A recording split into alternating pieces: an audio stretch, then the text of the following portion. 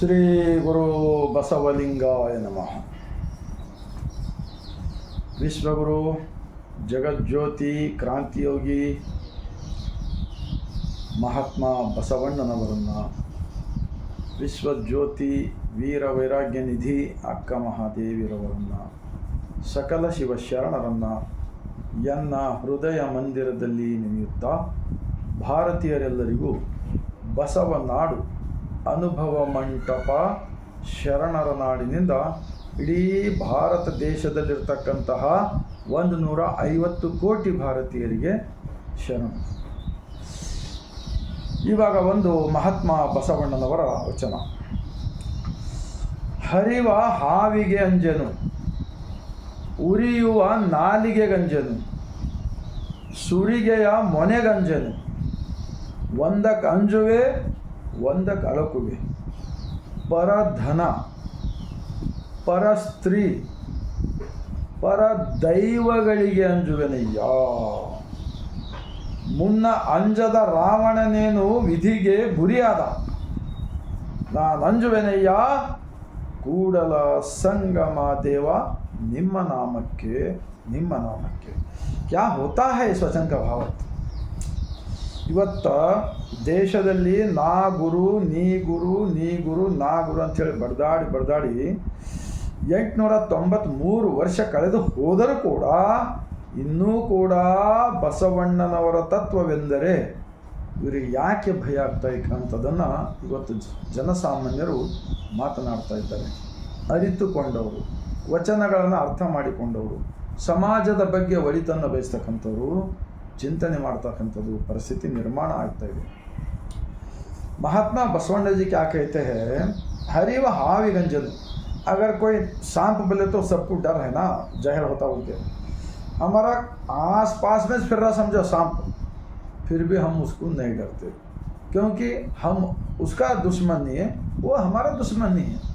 जैसा हमारा जैसा प्राण है ना, उसके पास भी प्राण है, वो अपना अपना काम में फिरता है, हम अपने अपने आराम से रहते हैं. बोलते पर हमारे बसवा कल्याण की बसवण्णा और शरणों में उरी व नालिगे गंजन.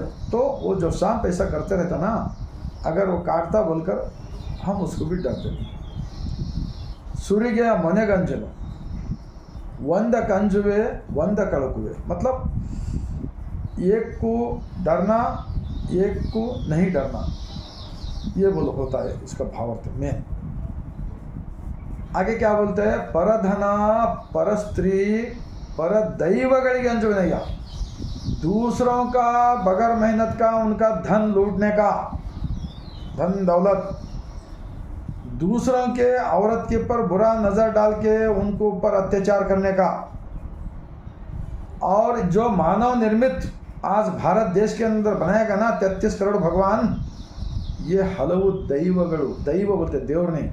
ದೇವರಂದರೆ ಬ್ರಹ್ಮಾಂಡ, ಬ್ರಹ್ಮಾಂಡದಲ್ಲಿರ್ತಕ್ಕಂತಹ ಈ ಪಂಚಮಹಾಭೂತಗಳಿಂದ ನಡೀತಕ್ಕಂಥ ಸೃಷ್ಟಿಕರ್ತ.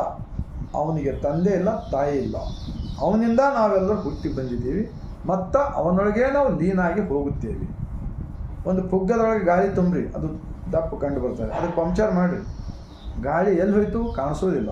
ಆ ರೀತಿ ನಮ್ಮ ಒಳಗಿನ ಜೀವ ಪ್ರಾಣ ಶಕ್ತಿ ಇದೆ. ಈ ಪ್ರಾಣಕ್ಕೆ ನಂಬಿ ಬದುಕಿ ಆಚರಣೆ ಮೂಲಕ ನುಡಿ ನಡೆ ಒಂದಾಗಿಸಿಕೊಂಡು ಕೊಟ್ಟಿರ್ತಕ್ಕಂಥ ಬಸವಣ್ಣದಿ ಶರಣರ ಅನುಭವ ಮಂಟಪದ ವಚನಗಳನ್ನು ಕೆಡಿಸಬೇಡಿರಣ್ಣ, ಕೆಡಿಸಬೇಡಿರಿ. ತಮ್ಮನ್ನೇ ಮೆರೆಸಿಕೊಳ್ಳುವುದನ್ನು ಬಂದ್ ಮಾಡಬೇಕು.